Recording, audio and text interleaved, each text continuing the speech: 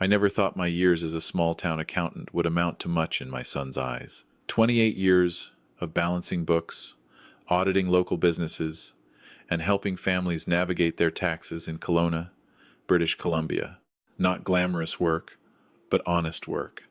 The kind that pays the bills and lets you sleep at night. My son James had different ideas about success. He'd graduated from UBC 5 years ago with a marketing degree, landed a decent job at a digital agency in Vancouver, and seemed happy enough. Then 6 months ago, everything changed. He started talking about passive income and financial freedom and how his 9 to 5 was just making someone else rich. The catalyst was Tyler Brennan. Tyler ran something called the Canadian Property Masters Program. At 32, he claimed to have flipped over 100 properties across British Columbia and Alberta, building a real estate empire that generated 6 figures monthly in passive income. He had the Instagram account to prove it. Luxury cars, expensive watches, photos on yachts in Cole Harbour. James met Tyler through Ashley, his girlfriend of 8 months. She worked as Tyler's student success coordinator, though what that actually meant was never quite clear to me. What was clear was that James had enrolled in Tyler's $12,000 mentorship program and was seriously considering quitting his job to flip houses full-time. "Dad, you don't understand," he told me over the phone one evening in late September. "Tyler started with nothing. Now he's financially free. He's living life on his terms." "And you verified his claims?" I asked, my accountant's instinct kicking in. "Dad, he literally shows us the deals. We see the numbers. Some of his students are already making 5 figures a month." I wanted to say more, but I'd learned that pushing too hard only made James defensive. His mother, my late wife Catherine, had always been better at navigating these conversations. She'd passed 4 years ago from cancer, and sometimes I still reached for the phone to ask her advice before remembering she wasn't there. The invitation arrived in early October. Tyler was hosting his annual Real Estate Excellence Gala at the Fairmont Hotel Vancouver, $500 per ticket. The event promised to showcase success stories from his top students, reveal his 2025 market predictions, and announce a new partnership that would revolutionize real estate investing in Canada. "You should come, Dad," James said when he called to tell me. "See what Tyler's built. Maybe you'll understand why this is such an incredible opportunity." I heard Ashley's voice in the background, encouraging him. "I'll think about it," I said. "The ticket's $500, but I'll cover yours. Early Christmas present. Please, Dad. It would mean a lot to me." How could I say no to that? I bought a new sport coat for the occasion, the first one I'd purchased since Catherine's funeral. On the drive from Kelowna to Vancouver, 3 hours through the Fraser Valley, I tried to keep an open mind. Maybe I was being too skeptical. Maybe Tyler really had figured something out. Maybe I was just an old accountant who couldn't recognize innovation when he saw it. The Fairmont's ballroom was packed, men and women in their 20s and 30s, dressed in business casual, networking with the intensity of people who'd paid $500 to be there. Tyler's face beamed down from massive screens flanking the stage. James found me near the registration table. He looked good, confident, excited in a way I hadn't seen since he'd first landed his marketing job. "Dad, you made it." He hugged me, then gestured to Ashley beside him. She was 26, polished and professional in a way that seemed practiced. "Ashley's been working so hard on this event. It's our biggest one yet," she said, smiling. "Over 400 attendees. Tyler's going to be thrilled." The event started with a video montage. Tyler on construction sites, Tyler signing deals, Tyler handing oversized checks to smiling students. Inspiring music swelled as testimonials played. Then Tyler took the stage. He was exactly as advertised, charismatic, energetic, dressed in an expensive suit with no tie. He paced the stage like a TED Talk speaker, working the crowd. "How many of you are tired of trading time for money?" he called out. The crowd cheered. "How many of you want to build real wealth, the kind of wealth that gives you freedom?" More cheers. For 40 minutes, he painted a picture of a life free from financial worry. He showed slides of properties he'd flipped, talked about his morning routine, his mindset practices, his commitment to helping others achieve the same success.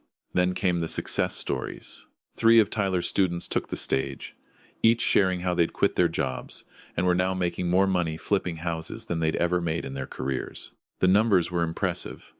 $50,000 in profit on a first flip, $75,000 on a second. During the networking break, James introduced me to several people. Everyone was friendly, enthusiastic about their real estate journeys. I smiled and nodded, asked polite questions about their deals. That's when Tyler appeared. "James, my man!" Tyler clapped my son on the shoulder like they were old friends. Up close, he was shorter than he appeared on stage, maybe 5'9", with the kind of teeth that come from expensive cosmetic dentistry. "Tyler, this is my dad," James said, beaming with pride. "He drove down from Kelowna for this." Tyler extended his hand. "Fantastic. Always great to meet family. What do you do, sir?" "I'm an accountant," I said. "I run a small practice in Kelowna." Tyler's smile didn't quite reach his eyes. "Accountant? Well, we need those, right? Someone's got to keep track of all the money we're making." Polite laughter from the small group that had gathered around him. "What kind of accounting?" Tyler asked. "Corporate, tax, bit of everything. Small business accounting, tax preparation, some forensic work when needed." "Forensic?" Tyler's eyebrow raised slightly. "Like investigating fraud?" "Sometimes.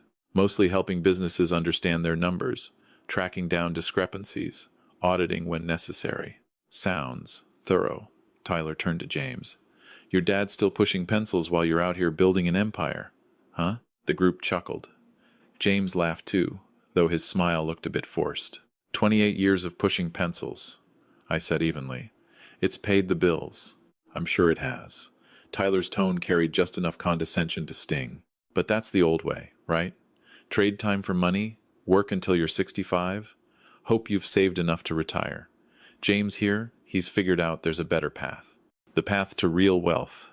He said real wealth, the same way he'd said it on stage, with emphasis that implied my 28 years of work was somehow fake wealth, imaginary wealth. "James is lucky to have found your program," I said, keeping my voice neutral. "He is. And smart enough to recognize opportunity when he sees it." Tyler checked his watch. I noticed it was a Rolex. "Listen, I've got to chat with some investors, but great meeting you, sir. Maybe one day you'll let James teach you a thing or two about building passive income. Never too late to learn, right?" He walked away before I could respond. The group dispersed. James touched my arm. "Dad, it's fine," I said. He didn't mean anything by it. "Tyler's just really passionate about helping people escape the 9-to-5 grind." I understand. But I didn't. Not really. What I understood was that my son had just watched someone belittle his father's life work, and he'd laughed along. The rest of the event blurred.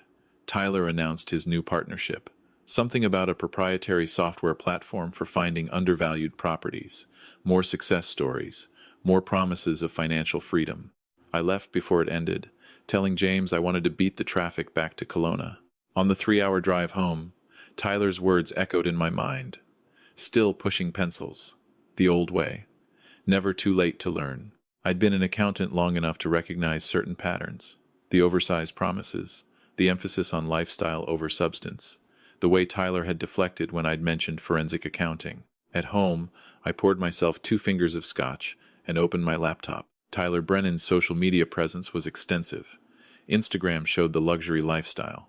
Cars, watches, restaurants, travel. His LinkedIn listed him as CEO of Canadian Property Masters and founder of Brennan Investment Group. His Facebook had photos of speaking engagements and real estate seminars going back 3 years. I started with the basics.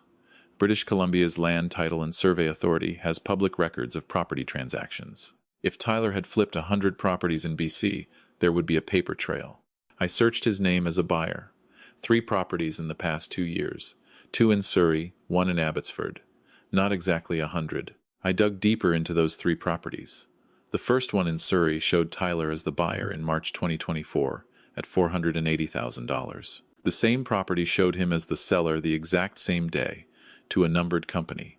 Sale price, $475,000. He'd sold it for $5,000 less than he'd bought it for.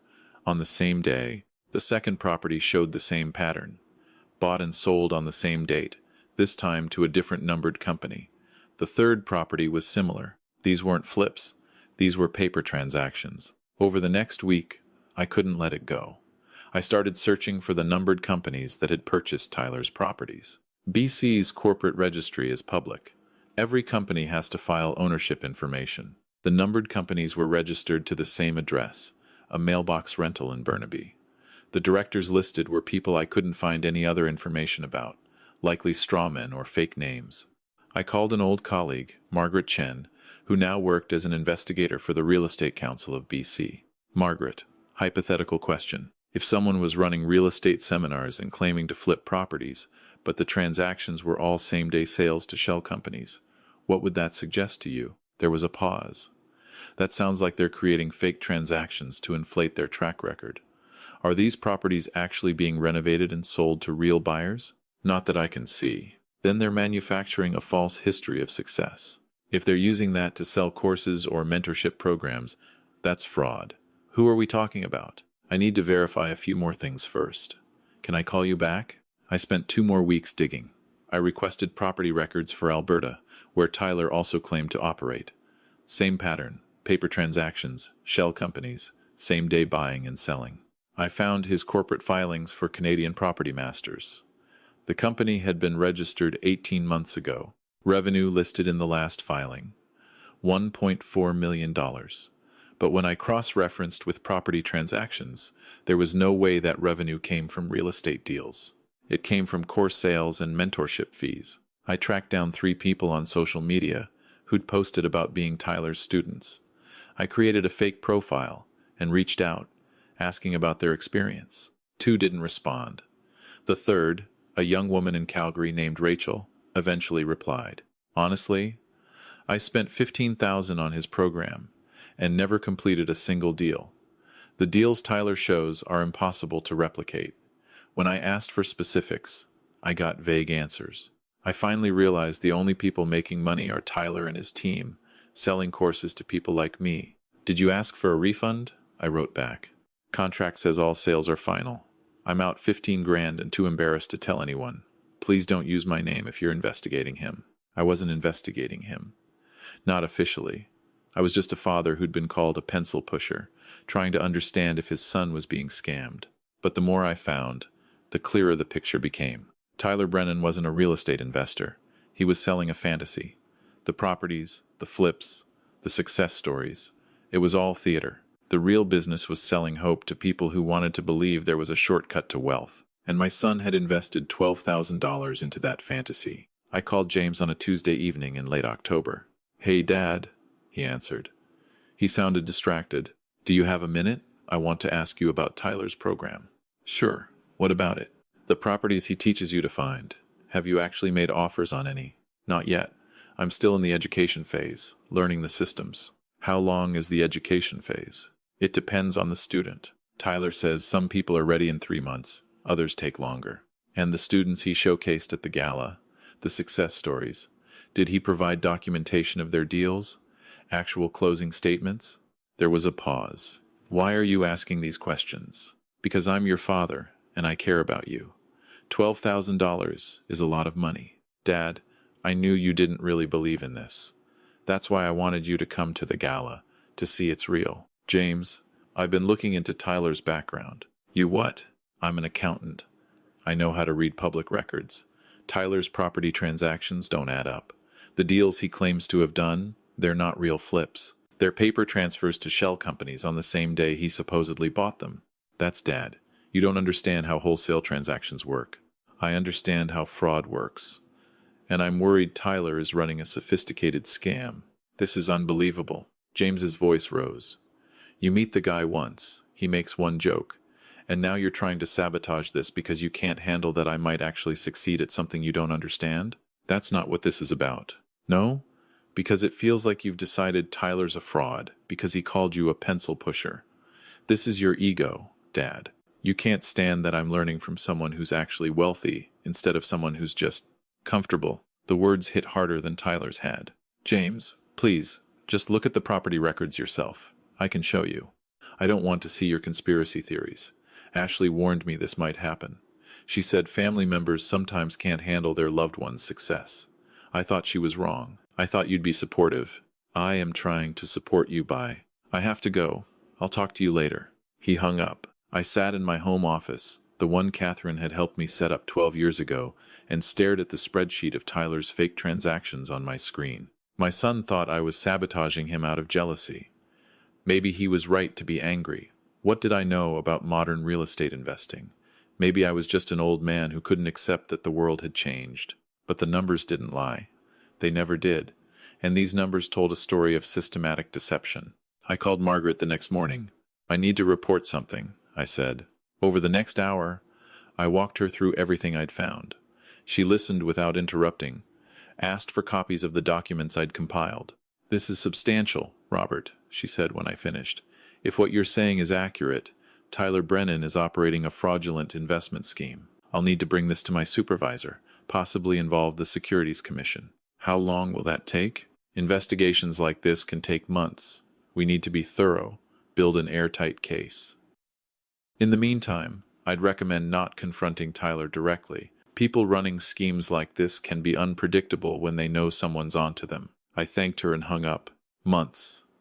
James could spend months deeper in Tyler's program, maybe convince his friends to join, maybe quit his actual job to chase a dream built on lies. I couldn't wait months. That weekend, I drove back to Vancouver. I didn't tell James I was coming. Instead, I parked outside the address listed for Canadian Property Master's office, a shared workspace in Yaletown. I sat there for 6 hours on Saturday, drinking coffee from a thermos, watching people come and go. Tyler never showed. But at 3 in the afternoon, Ashley arrived, carrying several large shopping bags. She didn't stay long. 20 minutes later, she came out empty-handed, got into a Mercedes SUV that was definitely outside the budget of a student success coordinator, and drove away. On Sunday, I came back. This time Tyler showed up around noon in a black Porsche Cayenne. He went inside for 2 hours, came out with another man I didn't recognize, and they drove away together. I waited another hour, then went inside. The workspace had a reception desk, staffed by a young man who barely looked up from his phone. "I'm here to see Canadian Property Masters," I said. "Suite 340. Do they know you're coming?" "I'm meeting someone there," I lied. He waved me toward the elevator. Suite 340 was a small office with Canadian Property Masters printed on the door. I knocked. No answer. I tried the handle. Locked. Through the frosted glass, I could see a desk, some filing cabinets, a couple of chairs. Nothing that looked like the bustling headquarters of a company claiming to manage hundreds of real estate deals. I took the elevator back down. "Excuse me," I said to the receptionist. "How long has Canadian Property Masters been here?" He checked his computer. About 9 months. They're on a month-to-month. Why?" "Just curious." "Do they have many employees?" "Just see the two of them, usually. Guy in the Porsche and the woman in the Mercedes. Sometimes they bring people for meetings." 9 months. Month-to-month lease. 2 people. This wasn't a thriving real estate company. It was a front. I drove back to Kelowna and spent the next week compiling everything into a comprehensive report. Property records, corporate filings, Rachel's testimony, photos of the modest office, analysis of the cash flow that showed the only real money coming in was from course sales. Then I did something I wasn't proud of. I created fake email accounts and sent the report anonymously to every person I could find on social media who'd posted about being Tyler's student. Over 60 people. The subject line was simple: Canadian Property Masters, what your mentorship fee is really buying. 3 days later, James called. "Dad, did you send out some kind of report about Tyler?" My heart sank. "James, because someone forwarded it to me. An anonymous email with all this evidence that Tyler's a fraud. Ashley's furious. She thinks it's you." "It is me," I said. There was no point lying. "And everything in that report is true. I can verify every single claim. You went behind my back. You're trying to destroy Tyler because you can't handle that I'm trying to protect you. Tyler is running a scam, James. The properties, the success stories, the whole program, it's designed to separate people from their money. You paid $12,000 for access to fake information. How dare you? I'm your father. How dare I try to stop you from being defrauded? You're a bitter old man who can't stand seeing other people succeed." The line went dead. He'd hung up on me again. I sat in the silence of my living room and wondered if Catherine would have handled this better. Probably. She'd always known when to push and when to let James figure things out on his own. But she wasn't here, and I'd already set things in motion. The next morning, Margaret called. "Robert, your timing was interesting. We just started preliminary inquiries into Mr. Brennan when something happened. Did you send out a mass email to his students?" "I did. Well, several of them have now filed complaints with us, and apparently Brennan's office got raided yesterday by the Securities Commission. Someone tipped them off about potential securities fraud." My pulse quickened. What happens now? Now it becomes official. The investigation's been expedited. We've frozen his business accounts pending review. If what you've documented holds up, and from what I've seen, it will, Tyler Brennan is looking at serious charges. Securities fraud, false advertising, possibly wire fraud, if he's been moving money across provincial lines. How long until? Until he's charged? Could be weeks, could be months. But his operation is effectively shut down as of yesterday. I should have felt relief. Instead, I felt dread, because I knew when James found out about this, he'd know exactly who was responsible. I didn't have to wait long. James showed up at my house 3 days later. I saw his car pull into the driveway through the front window, watched him sit there for a full minute before getting out. He knocked on the door like a stranger. I opened it.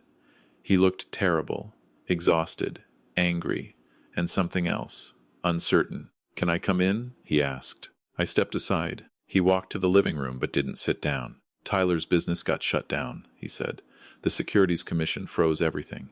He can't operate, can't teach, can't do anything." I know. Ashley lost her job. All the students got emails saying the program's suspended pending investigation. I'm sorry Ashley lost her job. Are you? James spun to face me. Or are you happy that you destroyed what I was building? That you proved you were right? I'm not happy about any of this. But Tyler was scamming people, including you. If I'd done nothing, if you'd done nothing, I'd still have my mentorship. I'd still be learning, building towards something. You'd still be throwing money at a lie. I raised my voice, something I rarely did. James, he sold you a fantasy. The properties weren't real. The success stories were manufactured. He was taking your $12,000 and laughing all the way to the bank. You don't know that. I do know that, because I spent a month investigating him. I have documentation, property records, corporate filings. Everything proves he's a fraud. Then why not just show me that instead of going nuclear? Why not try to convince me instead of trying to destroy him? I tried. You hung up on me. You said I was jealous and bitter and couldn't handle your success. James was quiet for a long moment. When he spoke again, his voice was softer, but still angry. Ashley showed me something yesterday. Before she left. Left? She quit. Moved out of her apartment, blocked Tyler's number, blocked mine too. On her way out, she told me I should look at the company's internal spreadsheets, the ones she had access to as student success coordinator. He pulled out his phone, opened a photo. This is Tyler's revenue breakdown for the last 18 months. Want to guess how much came from actual real estate transactions? I stayed silent. Zero, Dad. Not a single dollar. 100% of the revenue came from course sales, mentorships, and event tickets. $1.8 million from people like me who believed we were learning from a successful investor. He showed me another photo. This is the list of success story students from the Gala. See the asterisks next to 3 of the names? Those are the people who actually completed deals. Except the footnote at the bottom says these deals were facilitated through partnership arrangements with CPM, which Ashley says means Tyler bought the properties through shell companies, sold them at a loss to these students, then paid them to give testimonials. James's hands were shaking slightly. So you were right. Is that what you want to hear? You were right. And I was stupid enough to believe a guy with a Porsche and an Instagram account could teach me how to get rich. You're not stupid. I paid $12,000 for nothing. I was planning to quit my job next month. I tried to get my friends to join. One of them actually enrolled because of me. Spent 15 grand. He sat down finally, head in his hands. Ashley said she knew something was wrong for months, but convinced herself it was legitimate because she needed the money. Said she's been having panic attacks since the investigation started. She told me I should talk to you before she left. Said you probably saved me from making an even bigger mistake. I sat down beside him. I'm sorry I didn't approach this better, I said.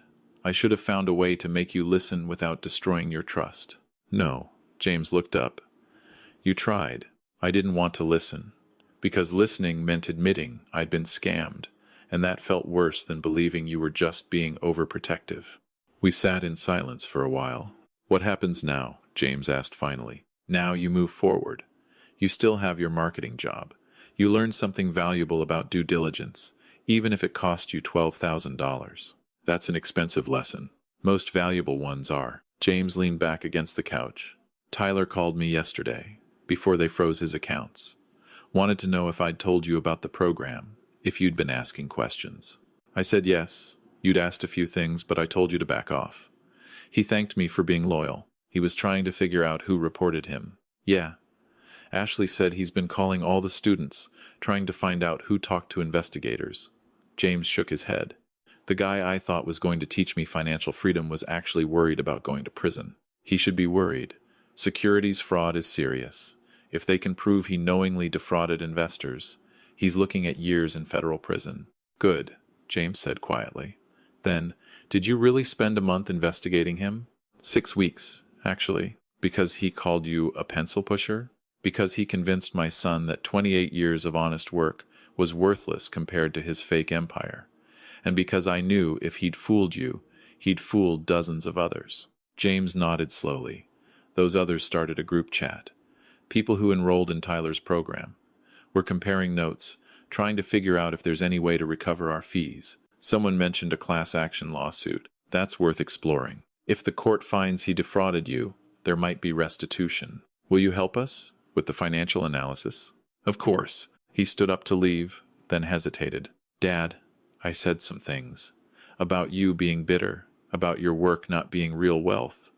I didn't mean you were defending someone you believed in. I understand. No, you don't. Because it wasn't just about defending Tyler. Part of me, he struggled with the words, part of me has always felt like what you do is boring. Accounting, taxes, small-town clients. Nothing exciting. Nothing impressive to tell people at parties. That stung, but I let him continue. But you know what Tyler's doing right now? He's hiding. Lawyers are calling him. Investigators want to talk to him. Former students are threatening him. And you're just here, ready to help. Because what you've been doing for 28 years is actually helping people, not performing help while robbing them. He moved toward the door. I'm sorry I didn't see that until Tyler showed me what fake success looks like. After he left, I poured myself that scotch I'd been putting off and sat in Catherine's favorite chair. 3 months later, Tyler Brennan was charged with 12 counts of securities fraud and 4 counts of wire fraud.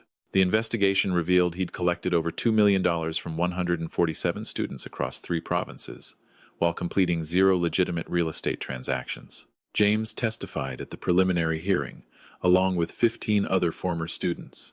I provided the financial analysis that became the foundation of the prosecution's case. Tyler pled guilty to avoid trial.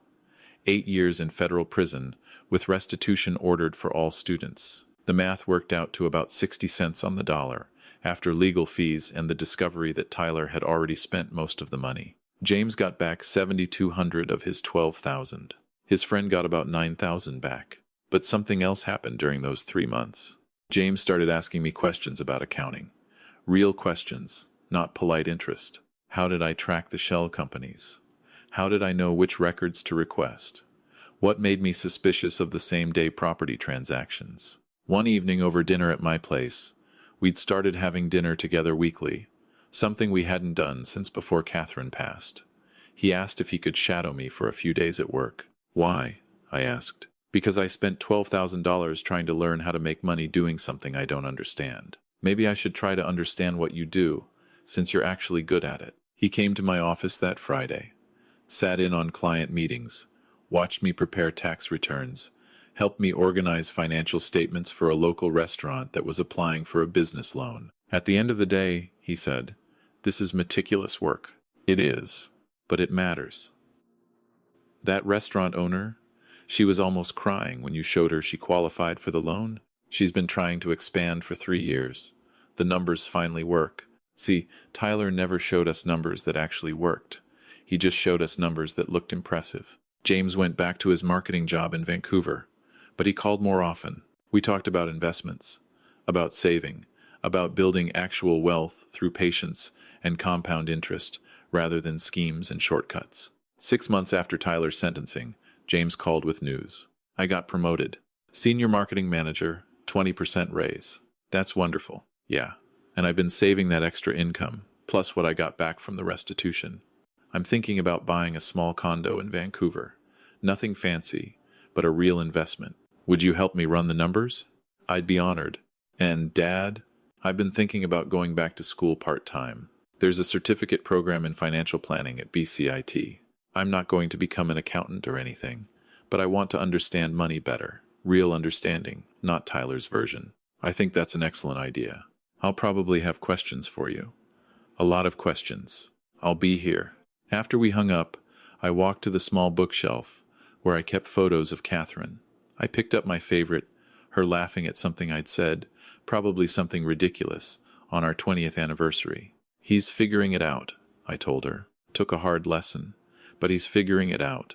A year after Tyler's sentencing, a reporter from the Vancouver Sun contacted me. She was doing a story on financial fraud targeting young professionals and wanted to interview the accountant who'd brought down Canadian property masters. I declined. Some students had agreed to be interviewed, including James, and I thought their voices were more important than mine. The article ran with the headline, "The $2 million Scheme: How a Fake Real Estate Guru Preyed on Millennials' Dreams." James was quoted. "My father tried to warn me, but I was too proud to listen. I thought his traditional approach to money was outdated. Turns out there's no shortcut to actual wealth. The old way, working hard, saving smart, learning from people with real experience, that's not outdated. It's just unsexy. And unsexy doesn't sell tickets to $500 seminars." The article mentioned that several of Tyler's former students had gone on to make legitimate real estate investments, using traditional methods and proper due diligence. James wasn't one of them. He'd stuck with his condo purchase and his marketing career, but he'd helped connect other students with reputable real estate agents and mortgage brokers. Sometimes the lesson isn't about real estate or wealth or success. Sometimes it's simpler than that. It's about recognizing that expertise doesn't require a Porsche or an Instagram account. It comes from years of quiet work, of understanding systems deeply, of being reliable when reliability matters. It's about the difference between building something real and performing the appearance of success. And it's about the fact that love sometimes means protecting people from themselves, even when they hate you for it. Tyler Brennan called me a pencil pusher, and he meant it as an insult. But every prosecution document in his fraud case was built on numbers I pushed pencils to uncover. Every dollar his victims recovered came from spreadsheets I methodically built. I'll take being a pencil pusher over being a fraud any day. And I think, finally, my son would too. The most important wealth isn't in your bank account or your portfolio or the number of properties you've flipped. It's in the relationships you protect, the people you help, and the quiet certainty that when you lay down at night, you've done honest work in an honest way. That's not the sexy message. It won't sell tickets to a gala or get you Instagram followers. But it's true. And truth, I've learned, is worth pushing pencils for.